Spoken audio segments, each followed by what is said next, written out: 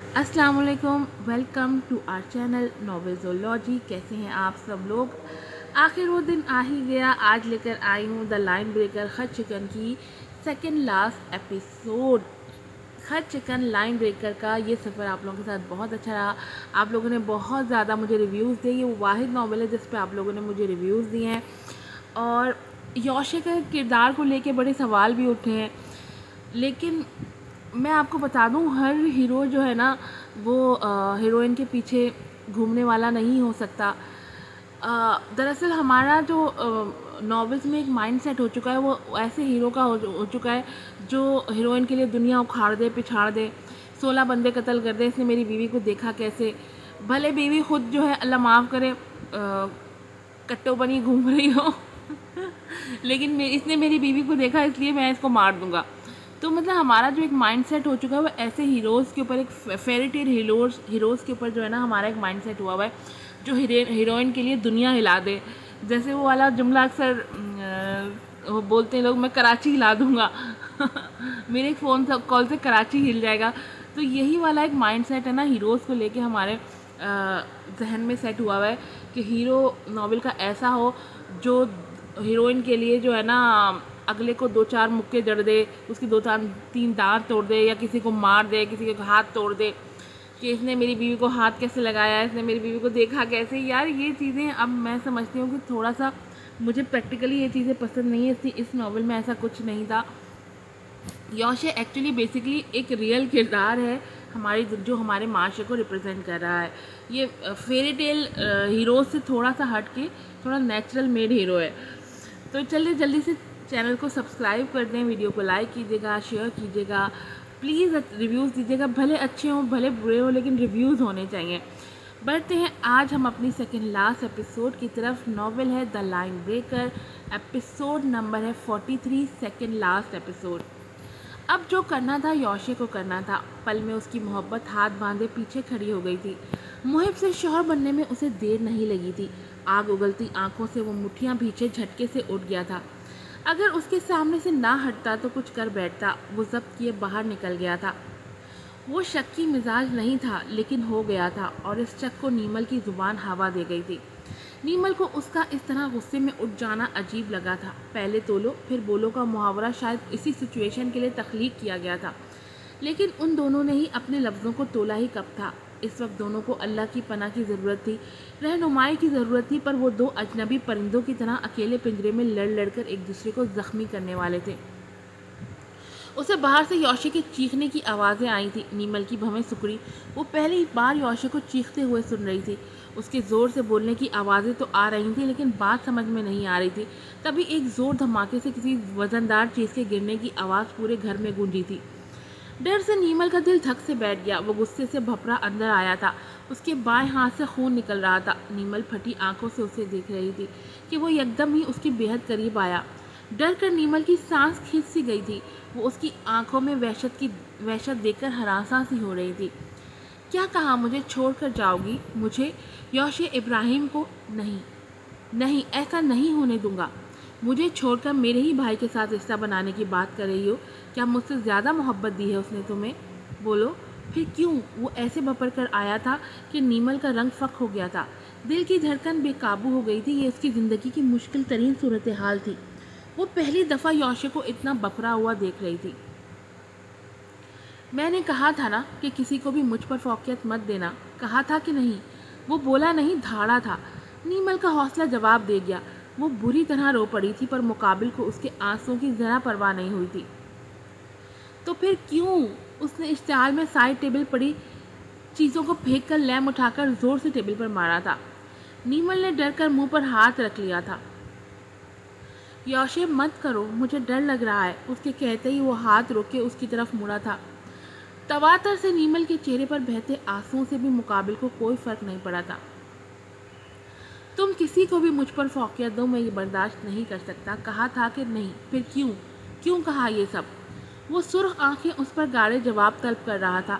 वो आंसू बहाती गंग हो चुकी थी। वो पहली दफ़ा ऐसी सिचुएशन से गुजर रही थी। अब बोलो, वो धाड़ा था।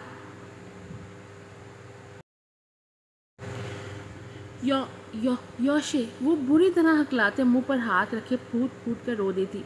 तभी योशे उसे रोते देखकर बुरी तरह झंझलाते लैंप फेंकते बाहर निकल गया। उसके निकलते ही नीमल की रुकी सांस बहाल हुई, लेकिन दिल बुरी तरह धड़कते तकलीफ दे रहा था। उसके आसाब तन से गए थे। ये वो योशे तो नहीं था। ये पागल हो गया है, मुझे नहीं रहना इसके साथ, ये मार देगा मुझे। दादा, मैं नहीं रहना इसके साथ, वो हिचकियों से रोते बोल रही थी। पता नहीं कितना वक्त गुजर गया था कि उसका रोना बंद नहीं हुआ था। वो तो उसकी मोहब्बत की आदी हो चुकी थी। अब वो उसके साथ ऐसा कैसे कर गया था, उसे यकीन नहीं आ रहा था। ये नाकाबिले एतबार शख्स से मैं कैसे भूल गई थी। इसे रोते कितना वक्त गुजर गया था, उसे पता भी नहीं चला था। आंसू साफ करते उसे घर में गैर मामूली खामोशी महसूस हुई थी। वो झिझकते उठकर बाहर आई। लाउंज तक पहुंचते ही सामने नज़र आते मंजर ने उसका दिल बिठा दिया था, तो वहीं खौफ को भी बढ़ाया था। शीशे की डाइनिंग टेबल औंधे मुंह टूटी पड़ी थी। वो उन्हीं कदमों वापस पलट गई थी। उसने गाड़ी का दरवाज़ा खोलकर झकते डैशबोर्ड पर रखे टिश्यू बॉक्स से टिश्यू निकाल कर अपने हाथ पर रखे, फिर मुट्ठी बंद किए सीधे होते हुए गाड़ी का दरवाज़ा ज़ोर से बंद करते आगे बढ़ गया था। आज उसका रुख मस्जिद की तरफ था, ना कहीं और। वो चलते चलते उसी मुकाम पर आकर खड़ा हो गया था जहाँ 7.25 साल पहले उसकी नई ज़िंदगी का आगाज़ हुआ था। उस रात की तारीकी में भी ऊपर की सीढ़ियाँ हमेशा की तरह अंधेरे में डूबी हुई थी। वो वहीं सीढ़ी पर बैठ गया। उस दिन भी इब्राहिम ने नीमल की वजह से ही उसे धक्के मारकर घर से निकाला था, और आज भी वो उसी की वजह से घर से निकल आया था। वो पता नहीं कितनी देर तक वहाँ बैठा रहा था। भाप उड़ाती सर्द हवा ने उसके इश्तियाल को थोड़ा कम किया था। क्यों करती है वो मेरे साथ ऐसा? क्यों उसे ये बात समझ नहीं आती कि अब मेरा साथ ही उसके लिए सब कुछ है। हमारा मरना जीना इकट्ठा ही है। कौन सा तरीका उठा लाऊं उसको समझाने के लिए? वो नतने पुलाए होंठों को दांतों में दबाए सोच में मुब्तला था। इस वक्त किसी की भी चहलकदमी ना होने के बराबर थी। वो दाएं तरफ देख रहा था, तभी बशीर भाई वहाँ आए थे। वो उसे इस तरह सीढ़ियों में बैठे देखकर ठटके थे। योशे, आवाज़ पर उसने गर्दन घुमाई थी। बशीर भाई, आप? वो कहते कदरा सीधा हुआ था। वो अंदर से खुश सा हो गया था, या लाशऊरी तौर पर वो उनसे मिलने के लिए ही इधर बैठा था। बशीर इस कम रोशनी में भी उसके चेहरे और लहजे की अफसरदगी को महसूस कर सकते थे। वो जहाँ दीदा इंसान थे, इस वक्त उसका इस तरह यहाँ बैठने का सबब समझ गए थे। वो उठने लगा था कि मियाँ यहीं बैठते हैं, ठंडक अच्छी लग रही है। वो उसे रोकते खुद भी वहीं टिक गए थे। अगला लम्हा खामोशी का यूं ही गुजर गया था। आप इस टाइम बाहर कैसे थे? वो गला साफ किए खामोशी को तोड़ता खुद ही बोल पड़ा। हाँ, बस नमाज पढ़ने के बाद याया साहब से बातें करते कब बैठक लंबी हो गई पता नहीं चला, और उनकी कोयती बीवी कहवा बनाकर ना भेजे ऐसा हो ही नहीं सकता था, तो बात लंबी होती गई। और मेरी बहू ठीक है? जी ठीक है। और तुम? वो उसके कंधे पर शफकत से हाथ रखते पूछने लगे। उसने झुके कांधे लिए सर उठाकर उन्हें देखा। आज उसका दिल चाह रहा था कि सब कुछ बता दे, लेकिन वो अपनी बात अपने तक अंदर रखने का आदी था। परेशान हो? जी, क्या परेशानी है? वो उसके झुके कंधे, थकन ज़दा चेहरे को देखकर पूछने लगे। अगर बता दोगे तो दिल का बोझ थोड़ा कम हो जाएगा। वो पहली दफ़ा इस तरह पूछ रहे थे, वरना कुरेदने की आदत उन्हें नहीं थी। नहीं बताना चाहते तो उसकी खामोशी पर वो बोले। उसने नज़र उठाकर उन्हें देखा, फिर हिम्मत करके सब कुछ उगल दिया। वो जूं जूं सुन रहे थे, हरासा से हो रहे थे। इस योशे को तो वो जानते ही नहीं थे। वो इतना गहरा था, उन्हें आज पता चला था। ये मेरा माजी था बशीर भाई, लेकिन वो मेरे ही भाई को मुझ पर फौकियत देकर मुझसे अलहदगी का मुतालबा कर रही है। ऐसे कैसे कर सकती है वो मेरे साथ? मैं बहुत मोहब्बत करता हूँ उससे, लेकिन इतना ज़र्फ़ नहीं है मुझ में कि मैं उसकी ये बात बर्दाश्त कर सकूँ। वो अपना दुखड़ा रो चुका था। वो उसकी बातों से अज़द हैरान हुए थे। नीमल से वो एक बार मिले थे, लेकिन इन्हें तो वो समझदार कदर सीधी लगी थी। लेकिन जो कुछ योशे कह रहा था, इस बात को इग्नोर भी नहीं किया जा सकता था। शायद कोई गलत फहमी हो गई हो, वो यही सोच रहे थे। क्या कभी उसने पहले तुमसे इस किस्म की बात की है? वो चौंका, फिर नफ़ी में सर हिला दिया। उसके इस तरह गर्दन हिलाने पर वो कदरे मुतमईन हुए। اتنے سالوں تمہارا رشتہ رہا ہے، کبھی اس نے ایسا مطالبہ رکھ کر تم سے علیحدگی کی بات کی ہے؟ وہ کیا پوچھ رہے تھے کہ ان کی بات پر وہ سوچنے لگا تھا۔ لمحے بعد ہی جواب تیار تھا، نہیں، کبھی اس نے مجھے اس کا نام لے کر طلاق کا مطالبہ نہیں کیا۔ پھر تم کیسے کہہ سکتے ہو کہ وہ تمہارے بھائی میں دلچسپی لے کر تم سے الگ ہونا چاہتی ہے؟ وہ سیدھی بات کرتے اس سے جواب طلب کر رہے تھے جو ذرا لاجواب ہو چکا تھا۔ لیکن آپ کیسے کہہ سکتے ہیں کہ طلاق لینے کے پیچھے یہ وجہ نہیں ہے؟ وہ ہٹ دھرمی دکھاتے ہوئے بولا۔ مجھے 100% یقین ہے طلاق لینے کی وجہ یہ بات نہیں ہے، بلکہ تمہارا رویہ ہے۔ اپنا ماضی میں آپ کو بتا چکا ہوں، اب تو میں اس کے ساتھ ایسا کچھ نہیں کر رہا۔ آپ بھی جانتے ہیں کہ کتنی محبت کرتا ہوں میں اس سے، پر وہ مجھے شروع سے ہی پسند نہیں کرتی، نفرت کرتی ہے مجھ سے۔ ہر شخص اس سے اچھا لگتا ہے میرے سوا۔ یوشے، وہ تم سے نہیں، ماضی میں جو کچھ تم کر چکے ہو اس سے نفرت کرتی ہے۔